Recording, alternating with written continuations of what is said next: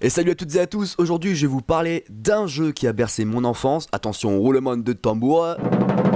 Ah, de toute façon, vous avez déjà vu le titre, donc ça sert à rien. Resident Evil, voilà. Donc aujourd'hui une chronique un peu particulière, je vais vous faire une petite critique du jeu. Donc ce qui me dérange entre guillemets, bien évidemment, c'est avec de l'humour, ça prendra l'humour. J'adore la saga, même si pour moi elle a quelques petits défauts. Bon, déjà les monstres, qui sont considérés un peu comme des boss dans le jeu. C'est quoi ce bordel? Quelqu'un peut m'expliquer ça? Le mec a quand même une couille mutante géante sur l'épaule. Et ça choque que moi, quoi. Et puis je sais pas, au Japon, on voit ça peut-être à tous les coins de rue, mais quand même, là. Et puis les gars, sérieux, ça, c'est un monstre. Ça, c'est un monstre. Ça, c'est une grosse arnaque. Un monstre, ça doit inspirer la terreur, la crainte. Merde, ça inspire quoi, ça, à part la pitié? On dirait un vieux croisement entre une guimauve et un vieux pâté en croûte écrasé.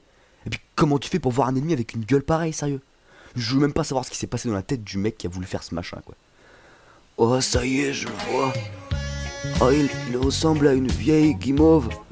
Mais avec des dents. Oh, trop délire.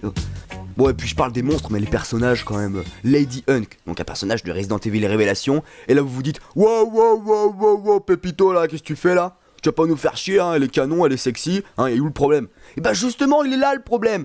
Jusque là je disais rien quand les personnages étaient à moitié dénudés, mais là la meuf part quand même buter des zombies, des monstres et des créatures tentaculaires dans un vieux bateau abandonné, et elle est même pas foutue de porter un pantalon.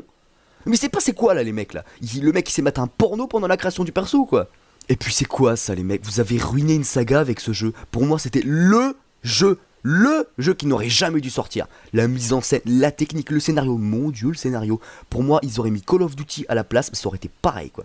Donc concernant les films qui sont sortis, à part des navets dans le potager, il n'y a pas grand chose de bon, à part les deux premiers qui sont sortis et qui respectent entre guillemets l'histoire de la saga, le reste,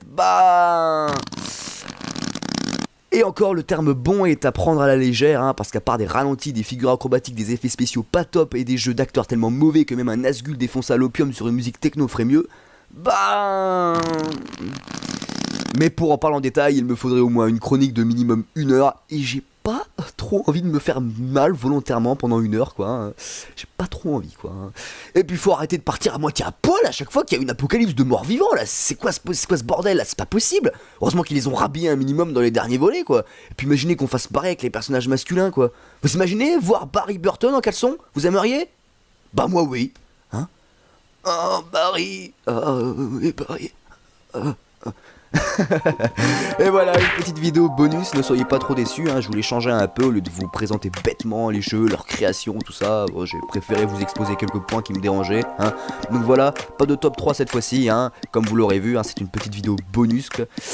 Mais vous inquiétez pas, une très grosse chronique vous attend la prochaine fois, et je vous en dis pas plus. Abonnez-vous, partagez, mettez un petit commentaire en bas, ça fait toujours plaisir. Prenez soin de vous et je vous dis à la prochaine. Ciao!